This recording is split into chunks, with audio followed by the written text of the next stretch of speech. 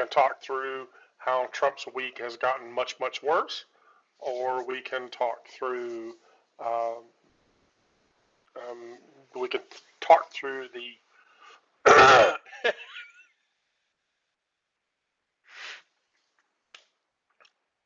That's very bad, Elaine. You shouldn't say that. You shouldn't say that. Although I will tell you, Elaine, that um, most of the lesbians that I know don't have their fingernails on their two middle fingers, and there's probably a reason for that.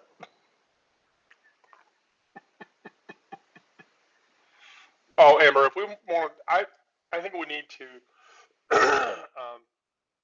I think we need to talk through the Trump piece before we talk.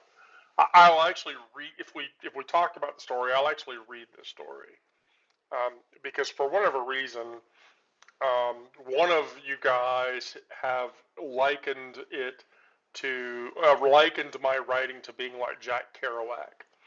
And I haven't read enough Jack Kerouac to understand whether that's a compliment or not. So this would be me asking you guys, is being compared to Jack Kerouac a positive thing? I'm not sure. I never read any of the beatnik poets. Kerouac, Burroughs, uh, Ginsberg, um, you know, um, those writers. Yeah, I mean, you would have to have read The Naked Lunch, which is a very difficult novel to get through, mainly because I think William H. Burroughs basically bought himself 3 months of heroin, locked himself into a hotel room, and then proceeded with 3 months worth of heroin, write The Naked Lunch while constantly dosing up every night or whatever. And so, anyway, so yeah. So I think we'll talk. We'll start with how things are getting really bad for Donnie McShitz's pants. Um, so um, right. So the stench of authoritarianism is wafting its way through America, as it continues to do, and it smells like desperation mixed with Old Spice cologne and um, the musty odor of 18th century law. So uh, the first really nauseating development that came out of this was DOGE, the Department of Government Efficiency, um, and how they apparently think that running the government is as simple as posting half-baked thoughts on social media at 3 a.m. Well, it's not. So a federal judge has grown a spine, like a couple of federal judges have grown spines, to call out the blatant overreach of the DOGE organization. So Judge Ellen Hollander threw down a 137-page smackdown of DOGE's attempt to rake through Social Security data. Um, and she basically called it a fishing expedition based on little more than suspicion that fraud is happening, which is diplomatic judge speak for those power hungry assholes are on a witch hunt. They have zero justification. They're doing it just because they fucking can. It's bullshit. So can you imagine the scene at Doge headquarters? Musk and his tech bros hunched over their terminals, pupils dilated while the intoxicating rush that comes from having unfettered access to your medical records, mental health history, bank accounts, and earnings data. That tactile thrill of scrolling through the most intimate details of all of the U.S. citizens' um, lives with casual indifference of someone swiping through all of that like it's a fucking dating profile. Um, so Hollander's comparison to, and she actually said this, they're trying to hit a fly with a sledgehammer. Doesn't go far enough. Um, this is more like trying to kill a mosquito with a nuclear bomb while claiming it's for pest control. There's a real reason. The government's failure to justify why Doge needs access to that data is because there's no justification. It's just raw control and the need to control. Meanwhile, over in the other federal court, the administration is playing shell game with human lives. The deportation flights following the Alien Enemies Act of 1789. And there was a court order that would make a street hustler blush with admiration. The hollow echo of airplane engines carrying Venezuelan migrants out of the country reverberates the historical shame.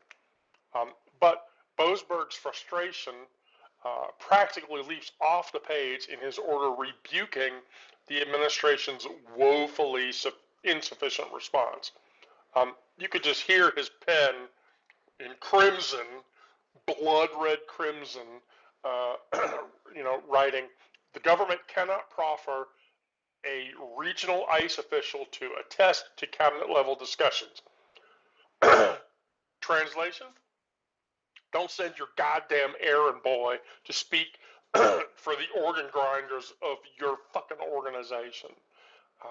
And the visceral image of the deportation flights carrying human beings while the Justice Department lawyers play semantic games to dodge the judge's order so that Trump can continue to fucking deport people is just complete and total bullshit.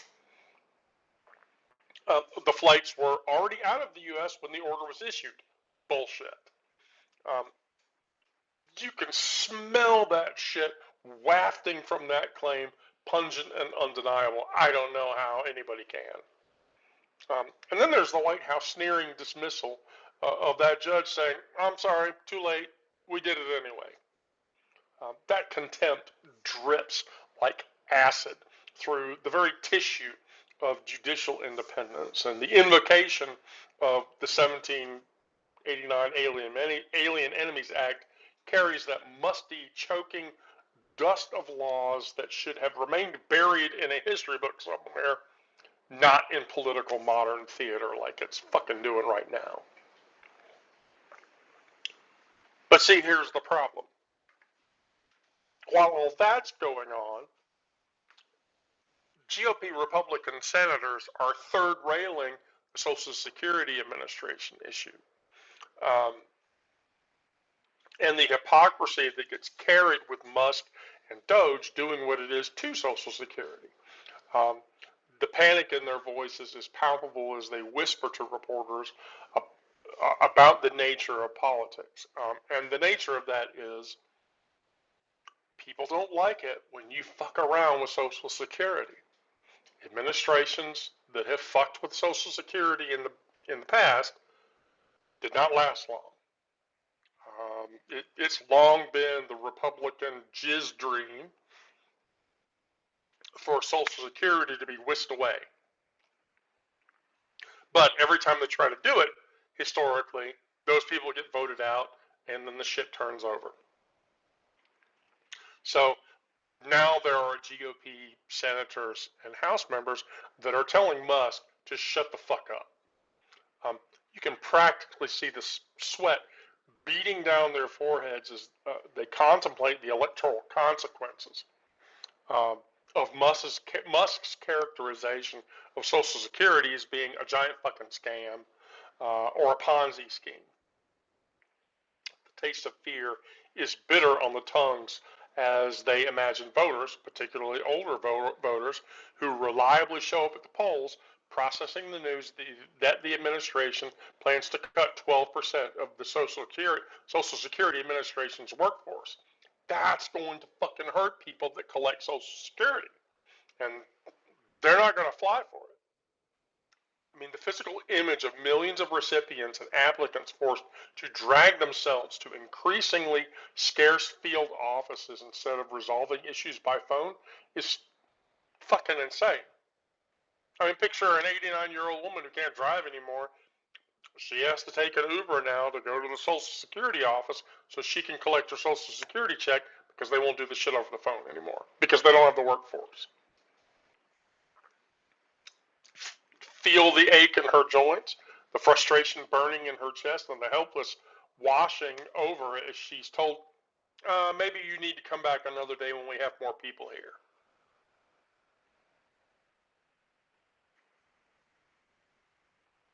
I don't fucking get it.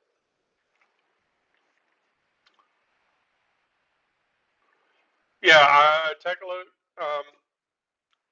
Thinking, uh, Donald Trump's thinking isn't even tic tac toe. I think it's checkers. I think it's checkers. Um, but this week's final insult to injury um, comes from the UK and Germany. Longtime U.S. Friends who normally speak in measured tones of diplomacy at one another have both released an advisory, and the updated advisory carries the sharp tang of international embarrassment, which has then states authorities in the U.S. set to enforce entry rules strictly, um, and anyone who travels to the U.S. may be liable to arrest or detention. So basically, Germany and the UK are telling its people that if they travel to the U.S., they are taking their lives into their own hands and they need not to. Germany's investigation into 3 of its citizens detained at the southern border carries a heavy weight of international tension. I mean, I can only imagine what those phone calls are like. Frequent pauses as German officials try to understand why their nationals are being held for no apparent reason whatsoever in U.S. ICE detention facilities. So it's just fucking bullshit. So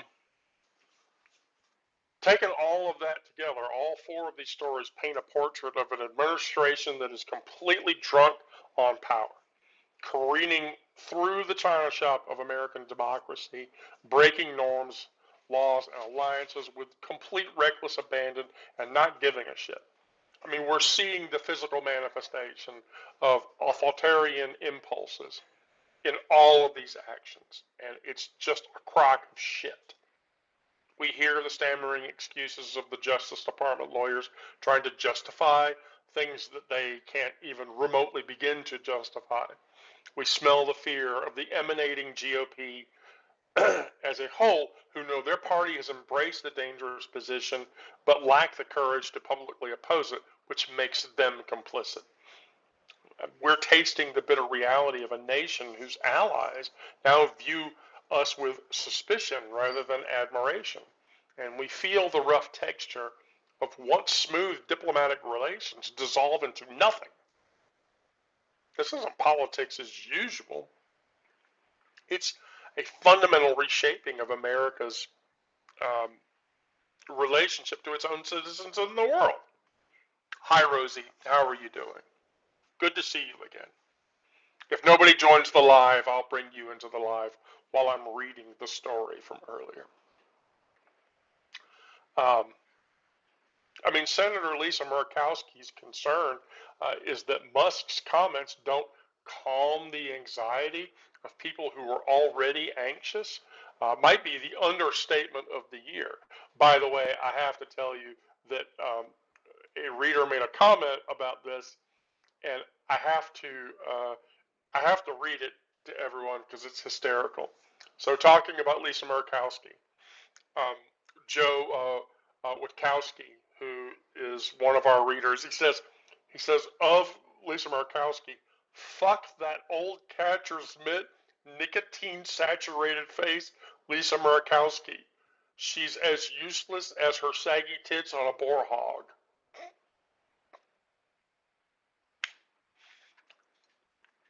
You can't write comedy like that.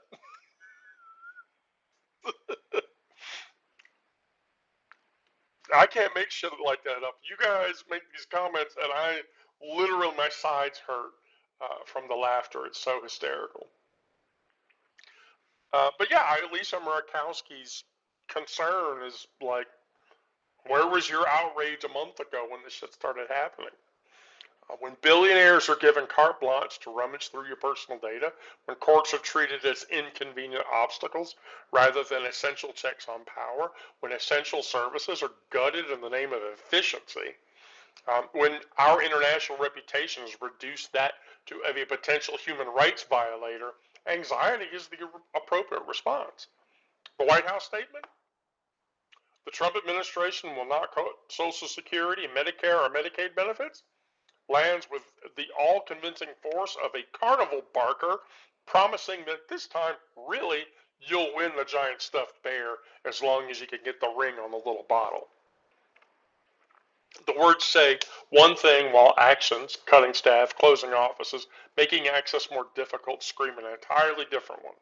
The cacophony of this political moment, it's easy to become overwhelmed by that noise, but we have to stay sharp, feel the outrage, taste the injustice, smell the corruption, hear the lies, and most importantly, see clearly what is happening to our democracy so that we can communicate it to each other and we can all stay in the know before it's too fucking late and we can't save the country, which is almost about where we are at this point.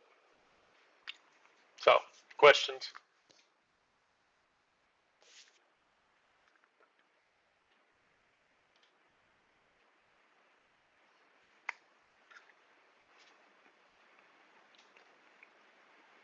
You guys are really killing it today, by the way.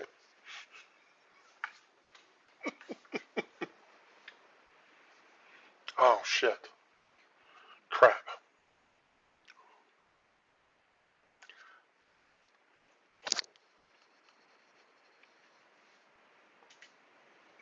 If I begged and pleaded, like a whole bunch, because I'm talking to my readers, would you go get me a Diet Coke? Please? I will love you forever.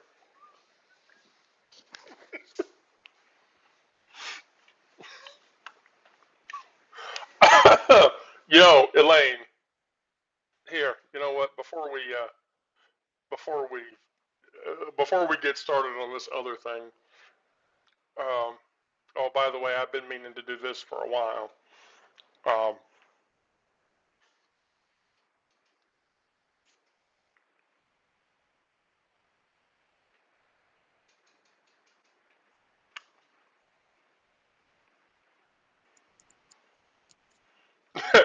I'm all right, warning you, I look like shit today too. I look like shit every day. I'm Mm. the most I'm the most unattractive trans woman there is. So don't Well, even I'm the try. most unattractive cis woman there is, so What was your question? no, my answer was you said if there were any questions, and I said, yeah, when is that motherfucker gonna do the right thing and die? So here's the thing about that. Like, this shit Yeah. keeps happening to him.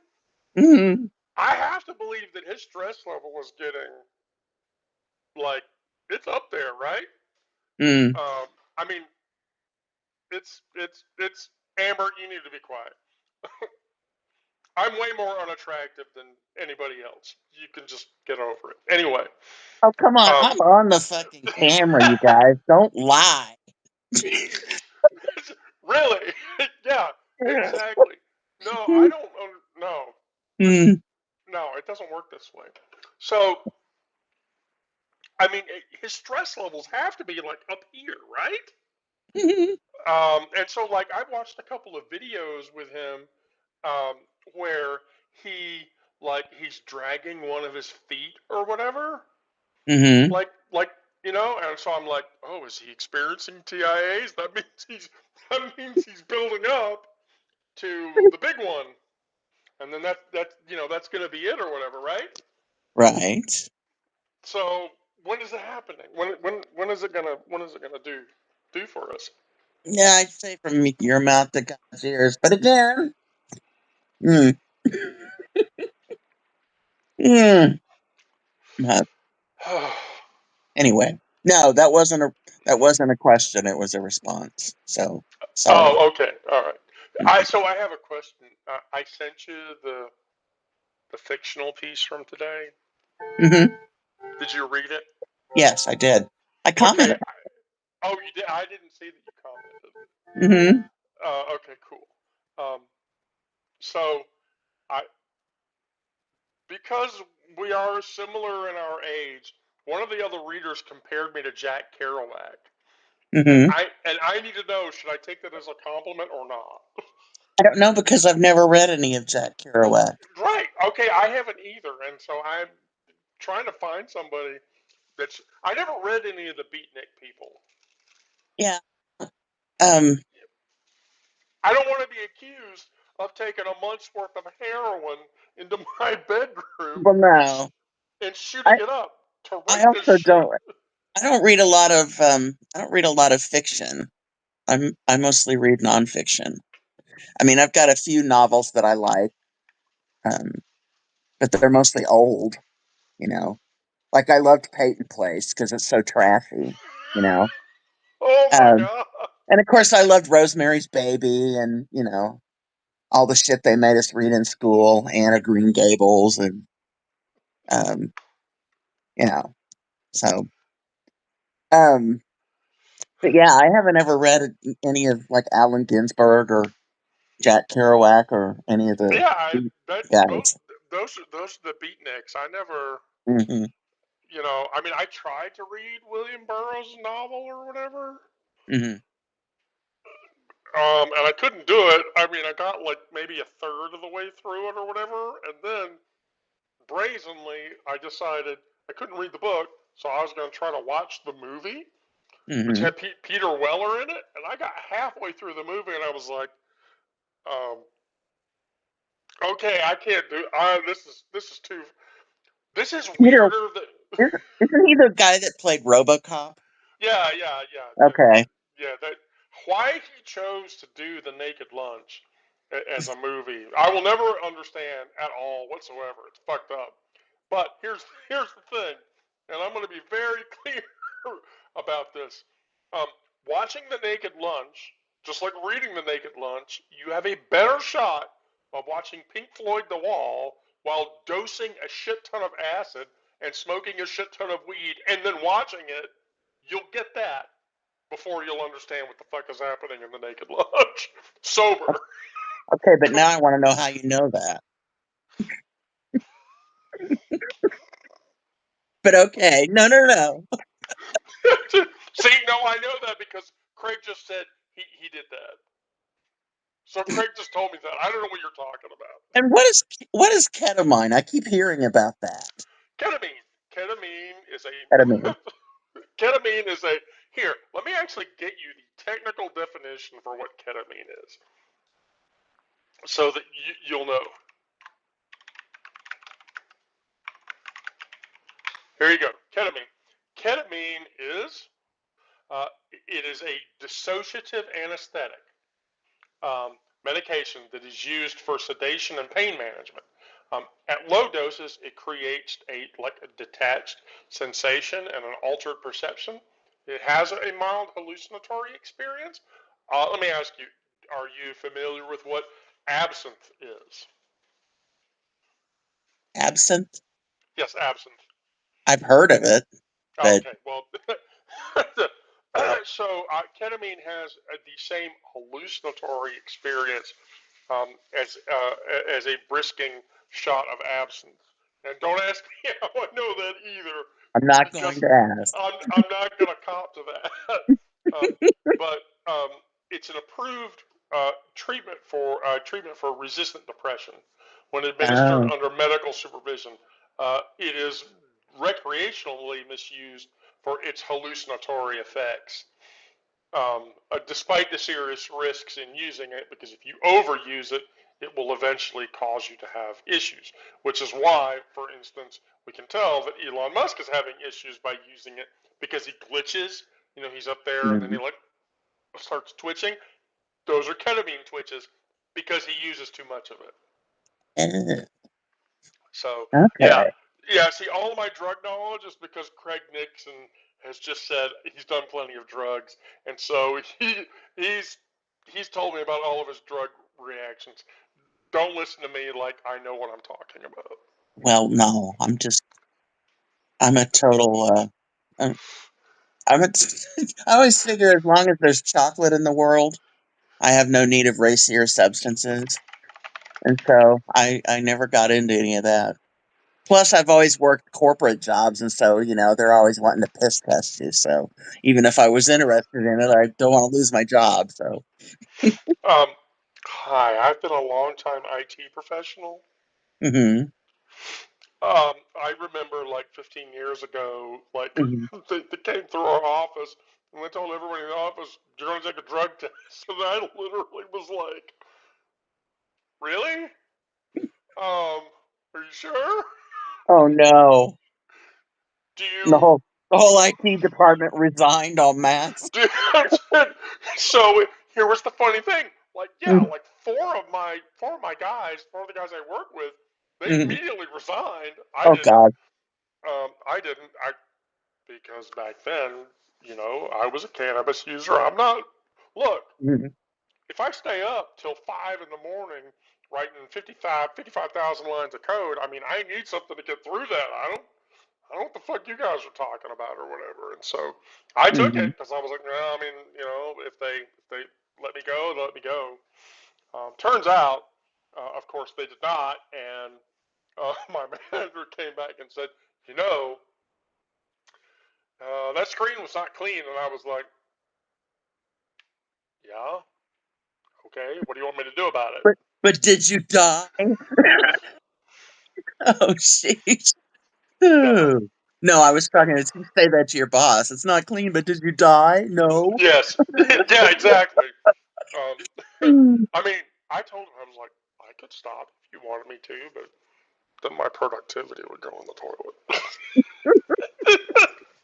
Yeah, my oldest brother's been in IT for a long. Well, he's retired now, but he's on Substack too. Mamadillo. He's got the Bombadillo? I'm gonna go look now. Yeah, he's got the purple armadillo for his icon. But yeah, he was in IT. So he's my wingman for my abortion rights activism. So he's great. Mamadillo's BBS and breakfast. That's him. Oh, I'm subscribing to this shit right now. Well, he's like me. He mostly just does notes, but um, yeah. Uh, yeah. Do I have permission to call you out? Who, me? Yeah. Do I have permission to call you out to him? Sure. Your sister told me to sub, so I did on a dare.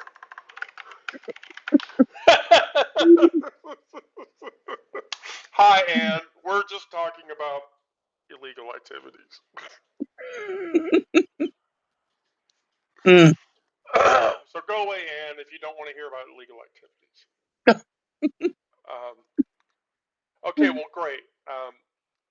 Yeah, I was curious about your opinion of that story because Mhm. now I'm reading your response. Oh yeah, about Billie Jeans. Yeah. Yeah, see, I have a story about that. Do you want to hear a cool lesbian story? It's a great lesbian story. Sure. Okay, so years and years ago, I had a family member who owned a beauty salon in Atlanta. Hmm. Um, and so, for those who are familiar with Atlanta, um, the beauty salon was on the corner of Farr Road and Piedmont Road. And so, the salon was in the back of the building. And then in the front of the building, they would always rent out the front of the building to um, like a local restaurant or whatever. So it was always just some random restaurant. Well, in the 80s, um, the restaurant was called Tallulah's. Yeah. Okay. And so um, when I was in the shop and I didn't want to be around 65-year-old women or whatever, um, the Tallulah's owner, who was a girl, by the way, would let me sit in her office. And I was younger and drink cokes and read my comic books and shit. And so basically, um, the way it played out was there was a crystal, like a crystal. What I had for dinner tonight, Hmm. like around the corner on the other side. And so I would hang out in the crystal, and the crystal manager was friends with my family, and so um, I would go in there, and the manager of the crystal would give me free drinks or whatever. Well, Hmm. there was a girl, Rhonda was her name, who would come into the crystal like around like the late afternoon, 4 or 5 o'clock or whatever. Crystal is like White Castle, right? Yeah, yeah, yeah. It's just Okay. like White Castle. And so Hmm. um, years later, I was a network security engineer for a tier two MSP, and the long and short of it was we took on a network engineer, and her name was Rhonda, and I recognized her, and I couldn't place it, Hmm. just couldn't place it, and so like she worked on my team, and we went back and forth and back and forth and back and forth, and finally, it hit me, and I was like, um, yeah, uh, did you ever hang out, downtown, far in Piedmont? And she was like, oh yeah, I used to be a DJ, and I was like, where did you DJ? And she was like, oh, I used to DJ at Tallulah's, and I went, because you used to go into the Crystal, and she was like, yeah, and I'm like, remember the kid with the comic books? And she was like, that was you, and I went, yes, it was me or whatever, and she was like, oh my god, that was the heyday, the '80s heyday of lesbian joy in Atlanta, and here's why. Hmm. Tallulah's was the second of bars of its kind. And so, Hmm. according to Rhonda, all the lipstick lesbians went to Tallulah's. So, if you were a butch and you wanted to date like a high femme, Hmm. you went to Tallulah's. That's where all the high femmes would go. Hmm. And so, and then it hit me because I would, like Sarah, the girl that owned the place, like I'd go through there and I never made that connection. That place could be Hmm. full of people, and I just walked through it and I had no idea what the fuck was going on. And now when I think about it, holy shit, there were women making out with each other. Okay, now I'll tell you my story Okay, about now I have, yes, the first trans person I ever saw. I was in I was 17 years old. I was in New Orleans. I was on Bourbon Street, and I was on a senior trip. This was in the spring of 1983. I had graduated from a private Christian school. Yeah, and there were 9 students in my class. So we went on a senior trip. And right, our sponsor took us, we went to Captiva Island, Florida, which is another story. But on the way back, we drove through New Orleans. And we stopped on Bourbon Street and went into, I don't know, the Maple Leaf Bar or something like that, Preservation Hall. And right, we're standing out in the lobby because it was too crowded. And of course, we were young, so we couldn't go in. But I saw this woman sitting over, and like I said, this was 1983, right? Power suits and pantyhose and all this kind of thing. And I look over at this woman that was sitting over against the wall, and I'm just looking at her and I'm thinking,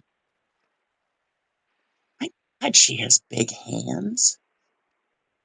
And her legs, they're so muscular. Years later, I was like, "Oh God, Elaine, you were such a baby." But actually, the first trans woman that I knew personally was Davina Gabriel here in Kansas City. She was an activist. Um, she was one of the activists that she wanted to integrate the Michigan Women's Music Festival, sure, and she caught a lot of hell for it, and ended up, I don't know, because she died about 9 or 10 years ago, I think. And I found online some site that claimed that before she died, she'd repudiated all of her trans activism, which I think is sketch because there were a lot of separatist lesbians who I was never one of them. I want you to Right. know that even back in the 80s, I used to give them a rash of shit about Well, being, yeah, you'd you call know, those turfs now, I yeah. think, right? Yeah. And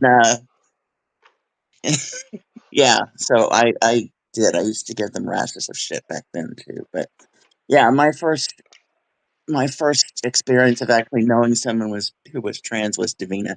She was a very she was a complex person, and I was intimidated by her because she was a lot more educated than I was.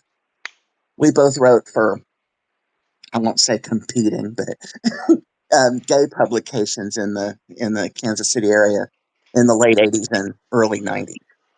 Oh, So yeah, but she was really interesting, and I lost touch with her. Oh, back in the '90s, I think, and then, like I said, 9 or 10 years ago, I saw that she had passed away. So, oh. Yeah, the first trans person that I ever met, I met entirely by accident. hmm Um, and this was years and years ago. It was because I had done a security audit because I was an info security person. I had done a security audit for an LA film studio. hmm And Megan Chevalier, who was part of what they call the original 15, hmm uh, was one of the original 15. I hate using the term hmm um, because it's transphobic to use it. I'm not going to say it, but anyway, but she was a transsexual adult film star. okay, And so there were like 15 girls back in the mid to early 80s who hmm were part of that whole scene. hmm And she's still alive, and I think Brandy is still alive, and then maybe there's one or two others, but the rest of them have all passed away, hmm and they all write books now. And so I remember I was standing there talking to this person, thinking, uh, yeah, I'm pretty sure. Like I wasn't like, I was still going through my vicious heterosexual phase, thinking that woman scares me because I don't know entirely what's going on there. Of course, like years later, I was like, oh, now I know exactly what was going on there, and I should have just listened to myself. Oh no, yeah. Well, um, I should yeah. have As just my listened. mother used to say, I did not. I did not. She really thought that if I never knew that there was such a thing as a lesbian, I wouldn't turn out to be one. She was wrong about that, but I did give it the old college try. Yeah, I got along with men fine in bed. It was everywhere else. So, I'm I just sorry, Elaine. Every no, I time know. every time you and I talk, you become a little more cooler. Oh, geez. Well, you you become a little more cooler. well, I appreciate knowing that.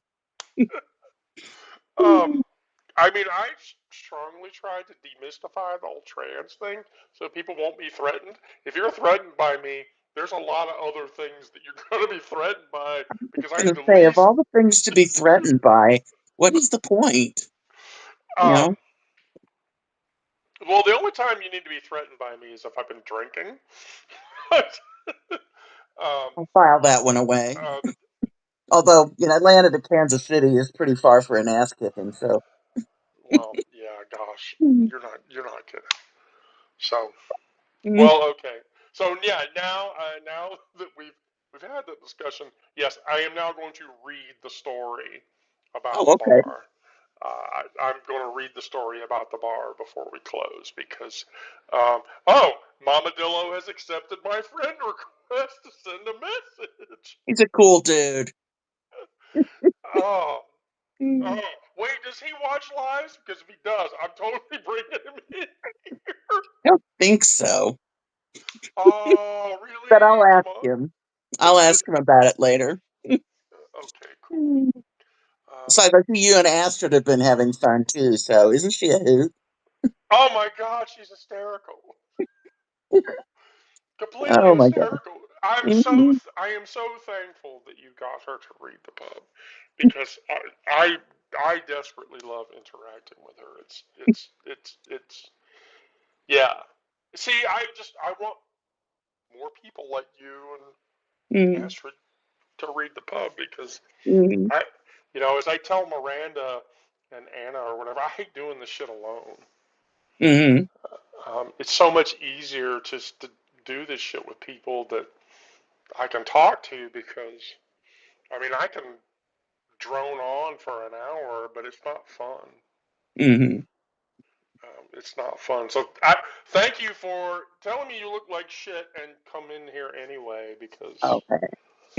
um, Would you I will believe never. I tried to be a high femme once for about 10 minutes. I told I my try. ex one time, there was a time when I used to, put my makeup on with a trowel and a slop bucket and, wear slutty lingerie and all this kind of thing. It was about 100 pounds ago too, but sorry you missed it.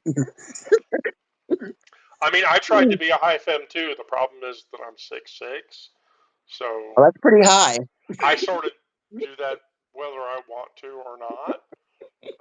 But that's why I Mm-hmm. said, like, if I've been drinking and you pick on somebody that is a friend of mine, Hmm. Yes. Yeah. knuckles are getting cracked and the glasses are coming off of my face. Wait, Amber can't be sending me pictures. Uh, yeah, right. So, all right. Well, Elaine, thank you. Of course. Have a good evening. You you always brighten my day.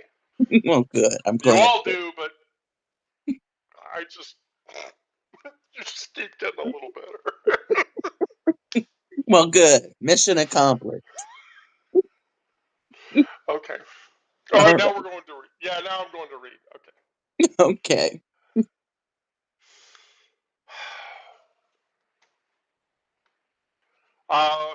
Who wants to hear the message? By the way, that Elaine's brother sent me, because I'll read it out loud. Um, he literally says, "I think I've read some of your posts. My sister sent me a link to a video, but I haven't watched it yet. I much prefer reading people's writings versus videos and podcasts."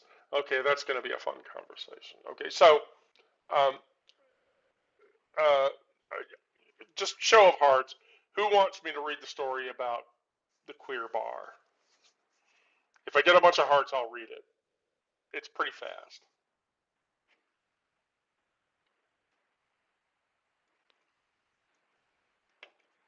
Okay. All right. That's good enough. That's good enough for me. I'm going to warn you. I'm going to read this, and if I read this and I start crying, one, I'm very sorry, and two, um, I'm just very sorry. It's very emotional for me. Um, so I want to tell everybody that this story comes out of a body of text um, that does exist. I wrote it a long time ago, and um, the purpose of it was to deal with some trauma that I was going through and experiencing. Um, so it is limitedly biographical and much larger fictional. But it was all part of an exercise in um, dealing with trauma. So here we go. So the first thing that hits me when I walk into down to the basement of the bar is the smell. Sweet cannabis smoke, sweet cannabis smoke twisted with cheap vanilla candles, some trans guy's random cologne, and the lingering tang of spilled beer that's been hastily wiped up but never truly leaves. It's the smell of fucking salvation. You made it, bitch! Ezra shouts at me from the beanbag chair in the corner, raising a plastic cup like it's fine crystal. His blue hair catches the multicolored Christmas lights strung across the ceiling, making him look like some kind of punk sea creature washed up on the shore of his this shitty bar that I come to like a nightly mecca. I haven't slept in 3 days. The notifications on my phone keep screaming at me.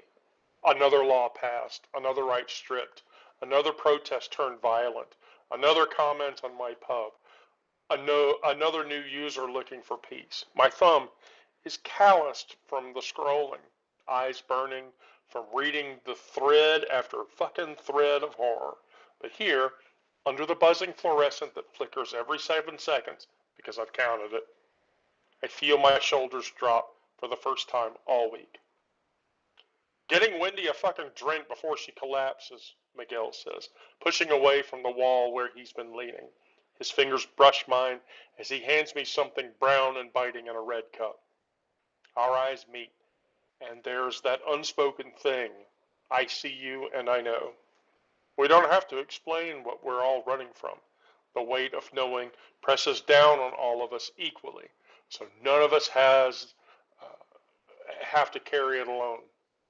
You write anything new, Mom? He asks me, in the usual sultry but also childlike tone. I'm not his mother, but they all see me that way, and I don't fight it. I really don't. Yeah, I churned one. I got the likes and the comments. Still fucking hurts, though. I tell him, taking a hearty swallow of the brown juice, reminding myself that it's just cheap Canadian mist. You still serving the gas station liquor, Migs? Really? I quip at him. Yeah, I mean, times are lean. They all hate us and shit, he snaps back. I drink the rest of it down without a thought. Hit me, Migs. There, I have the juice of life back once more. The speakers crackle with a bass so deep it rattles my goddamn teeth. Someone's playlist, a chaotic mix of riot girl anthems, hyperpop, and nostalgic early 1980s hits that we all pretend to hate, but scream along to anyway. I feel the angst and warmth. Where the fuck is my L7 anthem that I need right now? The music tastes like sour candy we used to hide from our parents, forbidden, sharp on the tongue, but somehow exactly what you need.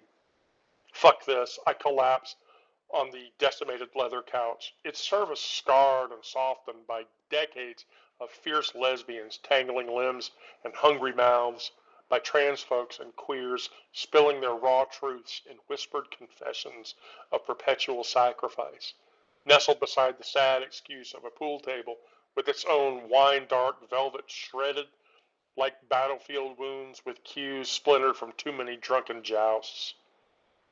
No, there's no one home in my house of pain. Did you see what those fuckers tried to pass today? Leela asked me from across the bar. Her voice is casual, like she's asking about the weather, but her knuckles are white around the glass as she grips it. Yeah, I say, and that's it. That's all I really need to say. In the outside world, I have to explain, educate, and justify my anger and fear to everyone. I'd have to carefully construct my response to be palatable, not to seem emotional, to my own fucking existence. But here I can just say, yeah, and that's okay, and it contains multitudes. The basement's way too hot. The sweat makes my shirt cling to my back. Oh, I just had a power flip. If I lose everybody, I'm I'm still here. Um, had another brownout. Um, the holy shit! All right, going to my phone. We're we're browning out. This is not good. Um, the basement's too hot. The sweat makes my shirt cling to my back, salty and slick.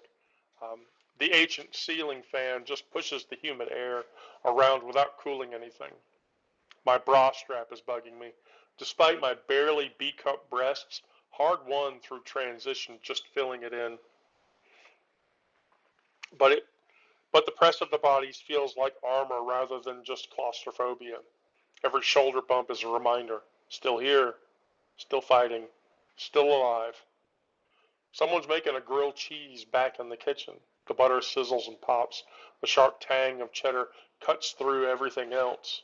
My stomach begins growling loud, loud enough for Leela to hear it, and she laughs. A real laugh, not the carefully constructed one that she uses at work. Fucking eat something, Wendy. You look like a fucking train wreck, Della commands, the owner of the bar, thrusting a plate of steaming aromatic grilled cheese towards me as I wallow in the infamous couch that I'm sitting in. That threadbare altar of collective heartbreak where countless tears have baptized its cushions. The food's fragrance rises in tendrils, a siren calling out to my neglected stomach, while Della eyes flash that fierce, uncompromising tenderness that's kept me breathing through my darkest nights. You can play that old battle axe toughness bullshit with me, Wendy, all the fuck you want, but you know I see through it. Just 'cause you're older than the rest of us doesn't mean you can't feel the fucking pain like the rest of us do.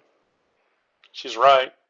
Tonight, the armor that I've welded onto my skin over the decades is cracked open, exposing raw nerves to the bitter air. Tonight, I just don't fucking have it. The bread is slightly burnt and the cheese is oozing over the edges. It tastes like childhood and safety and the midnight comfort all at once. Grease coats my fingers, and for a moment I focus on this, the simple pleasure of food made by someone who gives a shit whether you're hungry or not. I used to be like that before all of this. Della looks up. So my mom called today, asked if I was still doing that phase. 15 years of me being out, and she still thinks it's some rebellious bullshit. A chorus of groans rises up in the bar. We've all heard the same version of that story, lived some version of that story. Parents are fucking wild, one person says. Tell me about it, says another. It's just like all of a sudden we're trading stories, the exhausting battles every day, the misgendering, the slurs, the negative bullshit that we all have to put up with. But here, they transform from wounds into badges. Every story ends with laughter or an emphatic fuck that. Not because the pain isn't real, but because here it can be held differently. As the night goes on, the playlist shifts to something slower, something with a beat that thrums in my chest like a second heart. The Christmas lights blur into the streaks of color as I close my eyes, feeling the vibrations throughout the floorboards. You okay, Mom? Mig says. I open my eyes and I find him watching me, concern etched between his brows. Outside these walls, I'd say I'm fine. I'd straighten my spine and forge ahead. But here, in this sacred space we've carved out of nothing, truth pours out like water. Not really, I admit. The truth scraping my throat raw as it escapes. Better now, but I'm going to go crawl home back to her, where the chaos of the universe somehow crystallizes into perfect clarity, so I can resurrect myself at dawn and march back into this beautiful hellscape again tomorrow. The promise of her understanding eyes and the same battle wounds I have make it better. He nods, understanding completely. Around us, our makeshift gathering continues their chaotic orbit. Ezra and Leela are arguing over something trivial, the voices rising and falling like the tide. Someone's playing a ukulele bad in a back corner, and three people are trying to learn a TikTok dance with varying degrees of success. It's messy, it's loud, and it's fucking beautiful, and it makes my throat tight. The bar within itself, water stains, questionable smell, these people with their trauma and their resilience. This is where history is being preserved, not in grand gestures or perfect political activism, but in the simple act of creating space where we can breathe, where we don't have to explain our pain or justify our joy. Hey, Della calls out, standing on a chair that wobbles dangerously. I just want to say, fuck the world out there, and thank you all for being in here. Plastic cups raise in a toast that feels more sacred than any ceremony I've ever attended as a druid. The cheap alcohol burns my throat, but the warmth that spreads through my chest has nothing to do with booze and everything to do with belonging. As I leave to go home, the air tastes different, fresher, tinged with dew and possibility. The world is still broken, still burning in 1,000 ways. Tomorrow we'll don our armor again and wade back into the fight. But for now, in this liminal space between night and day, we stand shoulder to shoulder, a little drunk, a little sad, but entirely ourselves. No explanations needed, no apologies offered. And goddamn, if this isn't the closest thing to freedom I've ever known.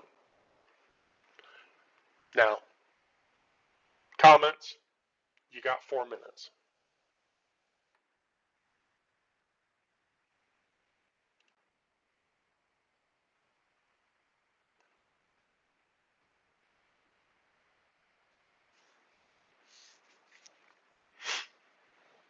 And I'm going to fall apart and cry when I hang up.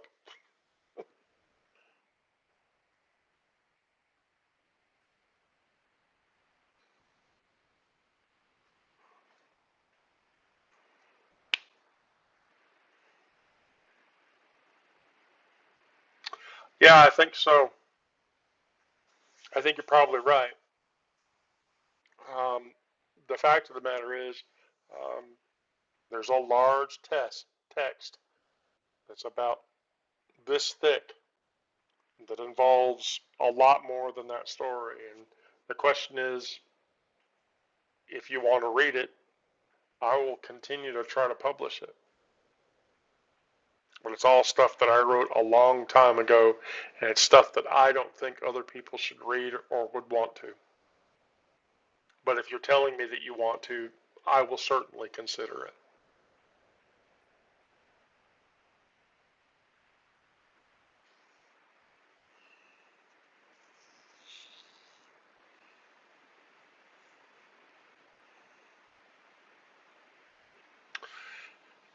You know, Elaine, I would tell you that's a story that involves a lot of trauma, a lot of abuse, and it's a lot of hard reading.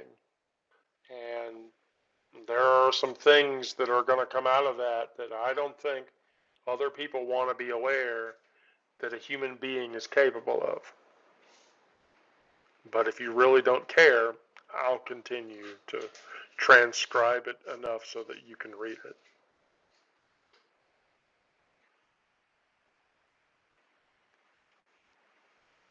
Now, I've said I never wanted to publish it. I've had people ask me to publish it before. The fact of the matter is, if enough people told me to continue to publish it, then I would do it. Which is why I keep asking.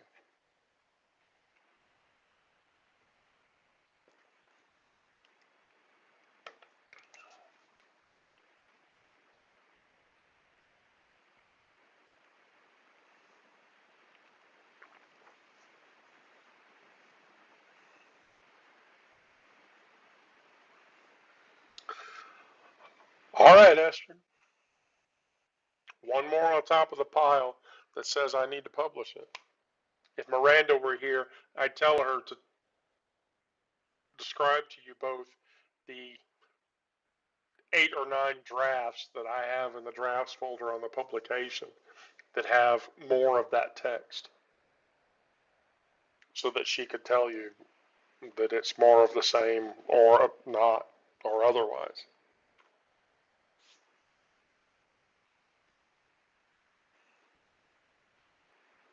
Well, you might get another one in 2 days and then you can make your own decisions from there. But I think I'm probably going to continue to do it. I think I am. And thank you all for sharing that moment.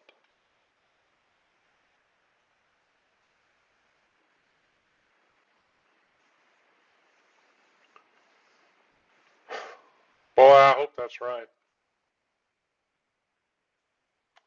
I really do. I hope that's right. All right. Well, before I turn into a puddle, um,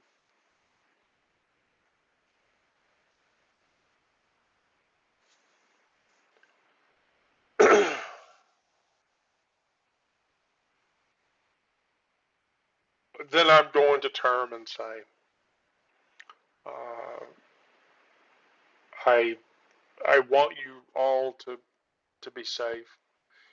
If you're in a safe space, feel safe in that space. If you're not in a safe space, get to a safe space. And if you need help getting there, ask one of us. And we'll do what we can. Because the only way we're going to survive any of this is with everybody intact. So strong, stay strong. Um, and I want all of you to know that I love you all, and I'm thankful for every one of you.